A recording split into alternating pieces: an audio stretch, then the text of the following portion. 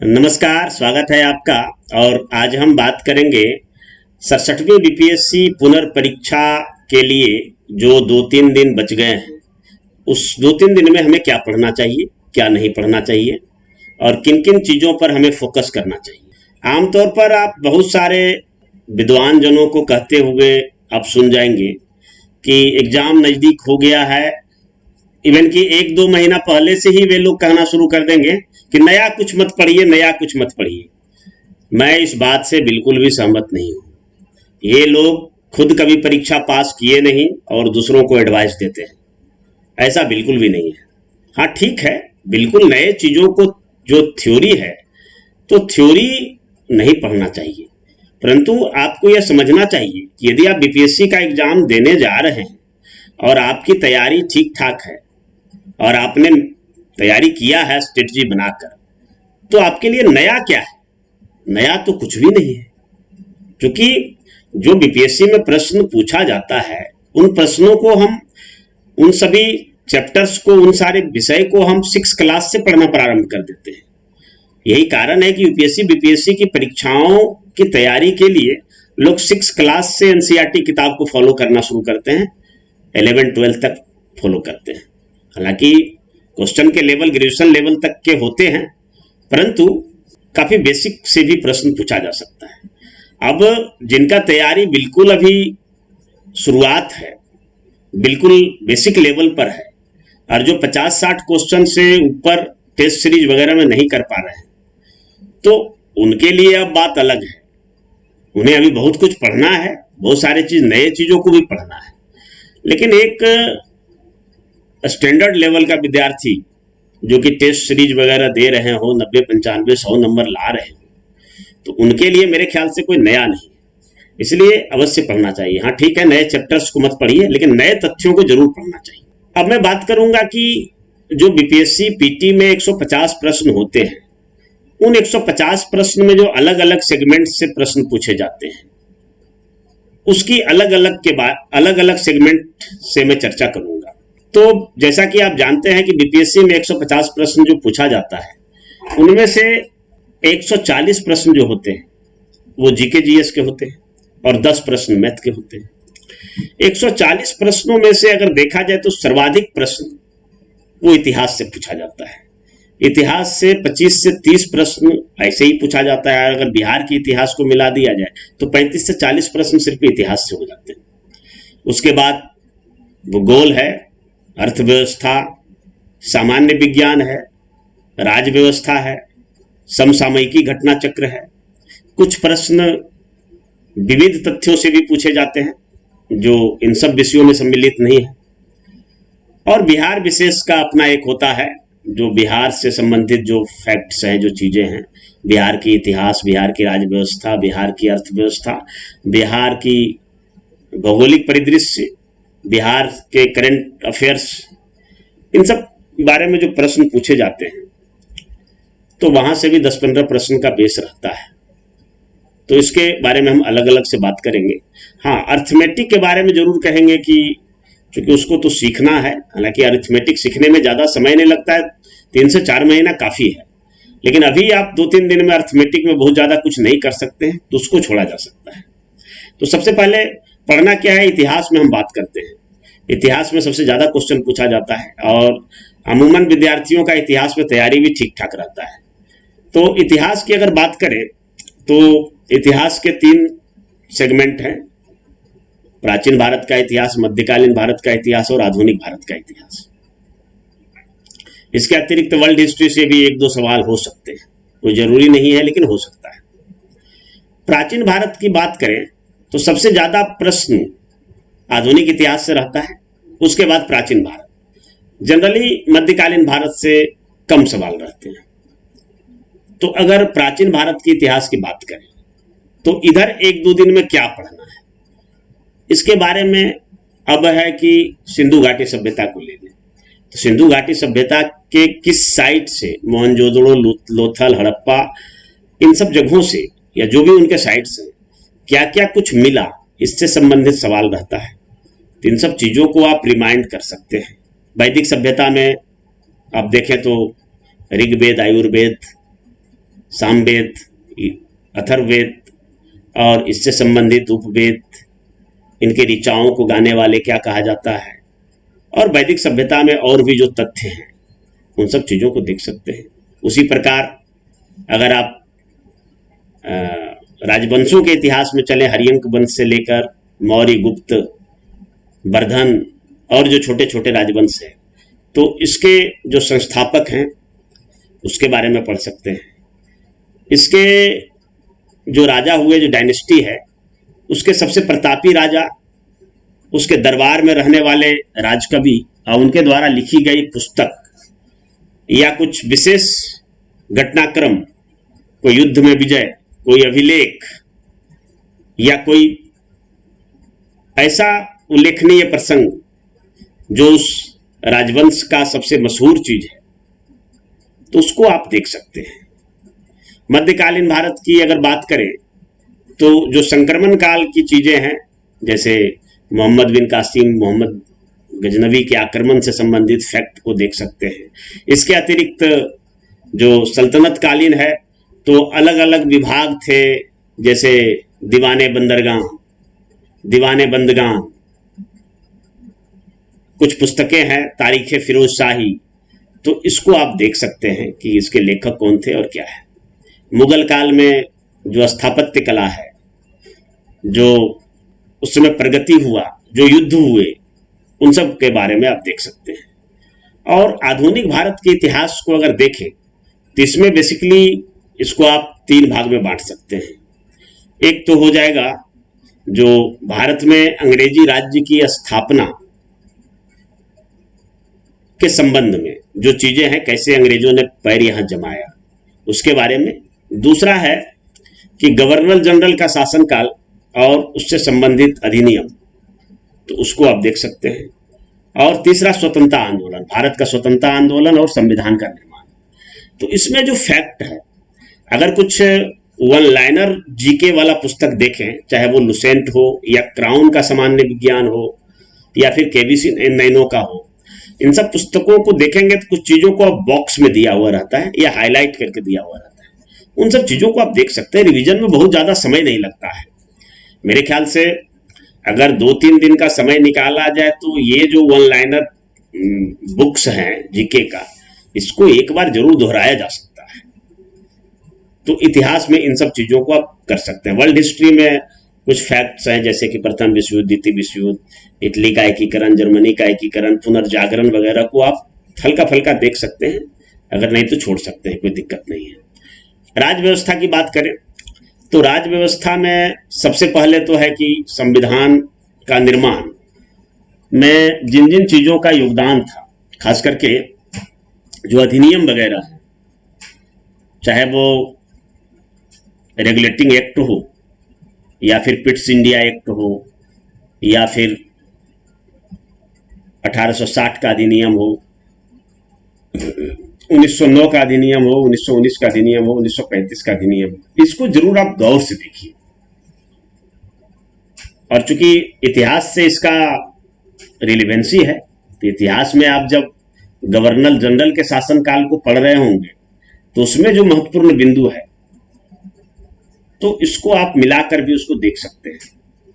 तो सारे अधिनियम वगैरह देख लेना चाहिए। दूसरा है संविधान के अनुच्छेद, जो महत्वपूर्ण अनुच्छेद है उसको देखना जरूरी है। और जो संविधान में संशोधन हुए हैं, संशोधन में से 20-25 संशोधन आपको खुद पता चल जाएगा कि कौन कौन से हैं। जैसे कि संविधान संशोधन नंबर 1, एक के बाद 7वां है, 25वां है, 61वां है, ऐसे करके है। तो इसको आप देख लीजिए।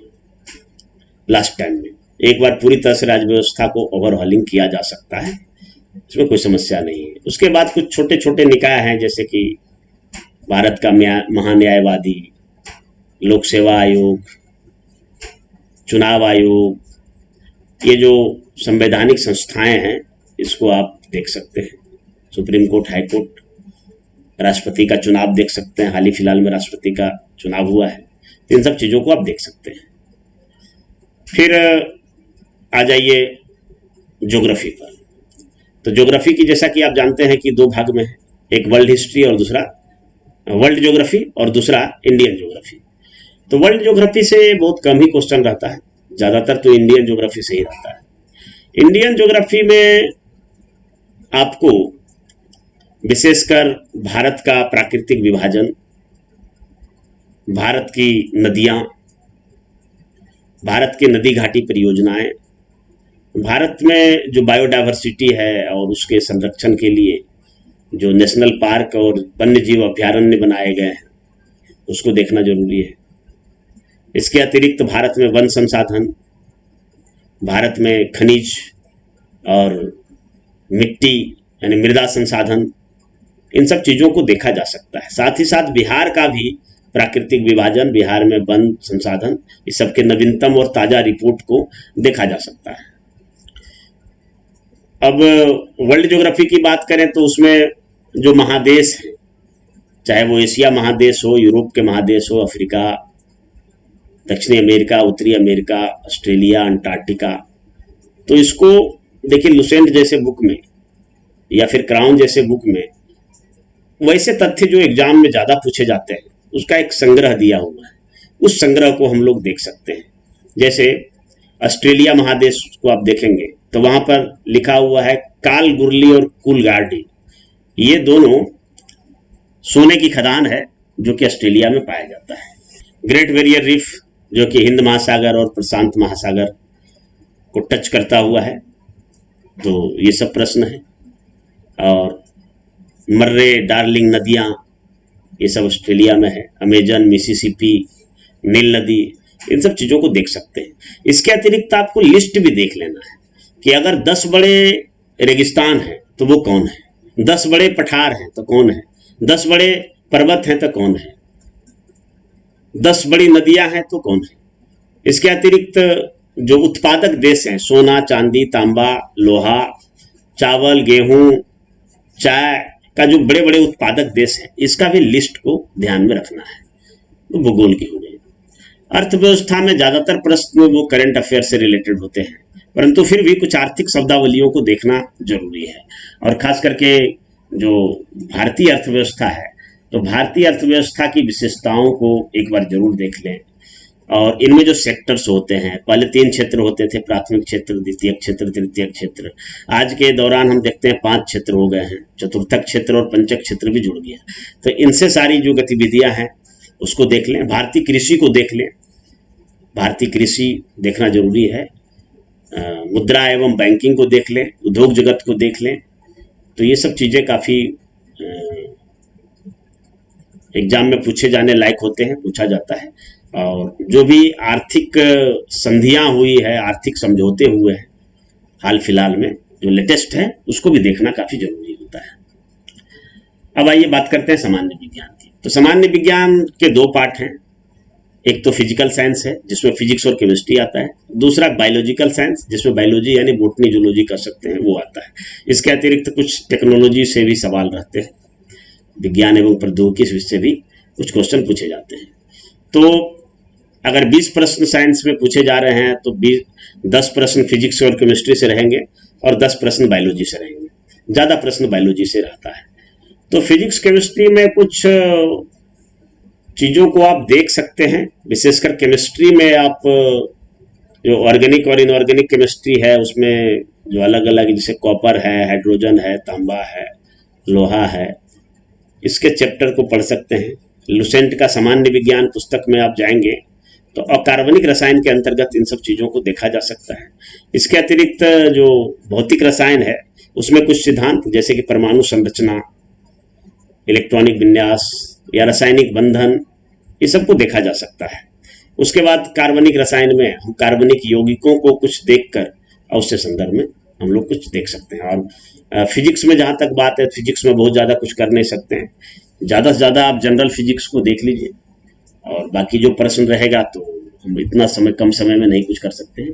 हाँ, बायोलॉजी को जरूर देख सकते हैं। बायोलॉजी में आप जो सिस्टम्स ऑफ ऑर्गन है मनुष्य के, तो उसको देखना चाहिए, चाहे वो पाचन तंत्र हो, श्वसन तंत्र हो, परिसंचरण तंत्र हो, उत्सर्जन तंत्र हो या कंकाल तंत्र हो या हमारा आँख, नाक, कान की जो संरचना है, बनावट है, उसको देख लें। और पौधे की जो प्रक्रिया है, कैसे पौधे का वृद्धि होता है, कैसे उसमें प्रचलन होता है, उसमें कौन कौन से हार्मोन होते हैं, तो ये सब सारी चीज़ों को बायोलॉजी में देखा जा सकता है। बायोलॉजी में क्लासिफिकेशन को भी देखा जा सकता है, वहाँ से भी प्रश्न आता है। तो ये जो मेजर 5 सब्जेक्ट थे, इसके बारे में हम चर्चा किए हैं। अब आगे है बिहार स्पेशल। तो बिहार स्पेशल से भी 12 से 15 प्रश्न रहते हैं, कभी कभी इसकी संख्या अधिक भी हो जाती है। तो बिहार में हमें क्या देखना है? तो बिहार में बेसिकली सबसे पहले तो आप बिहार का मानचित्र को जरूर देख लीजिए। मानचित्र को देखिए और उसमें देखिए कि भाई कितने जिले हैं जो कि गंगा नदी से उत्तर है, कितने दक्षिण है, कितना जिला बंगाल की बॉर्डर से टच कर रहा है, कितना नेपाल की बॉर्डर से टच कर रहा है, कितना उत्तर प्रदेश की बॉर्डर से टच कर रहा है, कितना झारखंड से टच कर रहा है, कौन कौन सी नदियां हैं और किधर किधर से होकर बहती है। सभी को गंगा में ही मिलना है तो कौन कौन से उसके एट्रीब्यूटरी रिवर्स हैं, ये सब देख लीजिए। बिहार का प्राकृतिक विभाजन एक बार देखना जरूरी है। इसके अतिरिक्त बिहार के खनिज संसाधन, बिहार की नदियाँ, बिहार की नदी घाटी परियोजनाएं, बिहार के जो बजट है और आर्थिक समीक्षा है, इससे संबंधित प्रश्न को देखना है। बिहार में जो उद्योग धंधे लगे हैं उसके बारे में जानना जरूरी है। पर्यटन है, खाद्य प्रसंस्करण है, तो इन सब चीज़ों को देखना जरूरी होता है, जो कि लास्ट टाइम में आप देख सकते हैं। 2-3 दिन थोड़ा रिग्रेस मेहनत करना पड़ेगा। अभी आपकी पढ़ने की फ्रीक्वेंसी जो है वो कम से कम 12 घंटा, 12 से 14 घंटा तो होना ही चाहिए, क्योंकि एग्जाम देने जा रहे हैं और अंतिम समय में आपने सदुपयोग कर लिया तो समझिए कि लास्ट टाइम में जो पढ़ा हुआ होता है वो पिछले 6 महीने के बराबर होता है। इसलिए मेरा मानना है कि लास्ट टाइम में पढ़ना चाहिए। बहुत सारे लोग बोलता है कि अरे लास्ट टाइम में क्या पढ़ना है, आप लास्ट टाइम में सिनेमा देखिए, घूमिए फिरिए, ये गलत सजेशन है। वो आपको पटरी से हटाने का है, वो आपका ध्यान भरमाने के लिए ऐसा बोला जाता है। या हो सकता है उनका अगर अच्छा इंटेंशन रहा हो तो आपके ऊपर जो प्रेशर बना है उसको कम करने के लिए होता है, लेकिन नहीं, लास्ट टाइम में पढ़ना चाहिए। तो ये करंट अफेयर्स बिहार विशेष हो गया। अब करंट अफेयर्स पर आते हैं। तो करंट अफेयर्स में लास्ट टाइम में क्या देख सकते हैं? तो लास्ट टाइम में आप चीज़ों को, रटने वाली चीज़ों को देख सकते हैं, जैसे स्पीडी वगैरह में जो है गलती ना हो जाए, इसलिए नियुक्ति देखना है। विभिन्न देशों में जो प्रधानमंत्री नियुक्त हुए हैं, विभिन्न संगठनों के जो अध्यक्ष सचिव बने हैं, भारत के जो राज्य हैं उसके राज्यपाल को देख लीजिए। उसके बाद हाल फिलहाल जो नवीनतम योजनाएं हैं या कुछ घटनाएं हैं उसको देखा जा सकता है। बिहार से संबंधित जो घटनाएं हैं, इसके लिए तो भाई एक ही उपाय है कि आप लगातार अगर पेपर पढ़ते हैं तो चीज़ें आपके नज़रों से गुजरा हुआ रहता है, तो उसे याद करने में बहुत दिक्कत नहीं होती है। फिर भी हमने बिहार पर तो ऐसे सामग्री का अभाव है, लेकिन इधर हाल फिलहाल के दिनों में हमने देखा है कि जो एक घटना चक्र का जो बिहार का पब्लिकेशन है, तो उसमें कुछ अच्छा कलेक्शन दिया हुआ है, उसको घटना चक्र वाला आप देख सकते हैं। इसके अतिरिक्त और भी कुछ कोचिंग संस्थान, कुछ पब्लिकेशंस वाले निकाले हैं, दृष्टि वाले भी निकाले हैं, लेकिन दृष्टि का हमें उतना प्रामाणिक नहीं लगा जितना कि घटना चक्र का लगा, तो इसको आप देख सकते हैं। और इसके अतिरिक्त स्पीडी जो आता है, तो स्पीडी भी बिहार का अलग से निकालने लगा है, तो उसको भी देख लेना है। तो इन सब चीज़ों को आप तैयारी मुकम्मल करके जा सकते हैं। विविध तथ्यों के बारे में देखें तो जो लुसेंट के लास्ट में है, या फिर आप कहीं भी जो इस तरह के चीज़ें हैं कि विश्व में सबसे बड़ा, सबसे छोटा, सबसे ऊंचा, सबसे लंबा, इस तथ्य को एक बार जरूर देखना चाहिए। विश्व में प्रथम, महिलाओं में प्रथम, भारत में सबसे बड़ा, सबसे छोटा, ऊंचा, लंबा, तो ये जो फैक्ट्स होते हैं, या फिर संगठन से संबंधित फैक्ट होते हैं, ब्रिक्स, बिमस्टेक, G20, तो इससे संबंधित चीज़ों को देख सकते हैं। जो खेल आयोजन से मुद्दे हैं उनको देख सकते हैं। तो ये सब लास्ट टाइम में आप देख सकते हैं। और जैसा कि मैं बार बार जिक्र कर रहा हूँ कि इस बार जो एग्ज़ाम होना है, तो एग्ज़ाम का समय तो 12 बजे है, लेकिन रिपोर्टिंग टाइम 2 घंटा पहले रखा गया है और 10 बजे ही आपको रिपोर्ट करना है। 11 बजे के बाद किसी भी हाल में आपको एग्ज़ाम हॉल में इंटर नहीं करने दिया जाएगा। इसलिए सबसे बढ़िया उपाय यही है कि 10 बजे हम सेंटर पर पहुंच जाएं, और पहुंचकर जो भी समय हमारे पास बचता है कहीं बैठने का जगह हो तो बैठ जाएं और करंट अफेयर से संबंधित कुछ मैगजीन वगैरह को उलटते रहें, या फिर लुसेंट टाइप का जो बुक है उसका बॉक्स में दिया हुआ चाहिए, क्योंकि चीज़ों को याद करना बहुत जरूरी है। बहुत सारे लोग विद्यार्थियों को देखते हैं कि वो लिखते रहते हैं बैठ के, ठीक है। कुछ लोग होता है कि वो पढ़ते रहते हैं, अपना नोट्स तो कोई बनाते ही नहीं है। मैं कहता हूं कि भाई अपना नोट्स बनाइए, अपना कॉपी में लिखिए और अपने अनुसार से नोट्स बनाइए, संक्षिप्त में बनाइए, ताकि कम समय में उसका रिवीजन किया जा सके। पूरा किताब तो पूरा समंदर है, पूरा किताब कहाँ से पढ़ पाएंगे।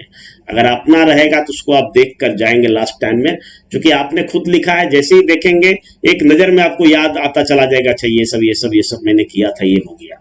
तो ये चीज़ें जरूरी है कि आपने अगर कोई नोट्स बनाया है, कोई कॉपी है आपके पास, तो उसको जरूर साथ में लेते जाएं, क्योंकि उसमें आपका लिखा हुआ चीज़ है वो जल्दी रिकॉल होगा, जल्दी रिमाइंड होगा। ये चीज़, या अगर वो सब नहीं किए हैं तो वही सब बॉक्स वाली चीज़ों को देख लेना चाहिए और समय का सदुपयोग कीजिए, लास्ट टाइम तक पढ़ते जाइए। मेरा मानना है कि इससे आपका कम से कम 3-4 प्रश्नों का जरूर फायदा होगा, और 3-4 प्रश्न से ही विद्यार्थियों का छूटता है, मैक्सिमम विद्यार्थियों का। कई ऐसे विद्यार्थी हो जिसका 1 नंबर से छूट जाता है, तो बड़ा वो कसमकस में रहता है, बड़ा उसके लिए बैड लक रहता है। तो उस श्रेणी में आप ना आए, ये हमारी चिंता है। तो इस वजह से आप एग्ज़ाम देने जाएं तो परिवहन के साधन जो हैं उसका मुकम्मल इंतज़ाम कर लें, टाइम देख लें कि हमें सेंटर तक पहुंचने में कितना समय लग रहा है। अगर 40-50 किलोमीटर से अधिक दूर है सेंटर, तो उस पर आप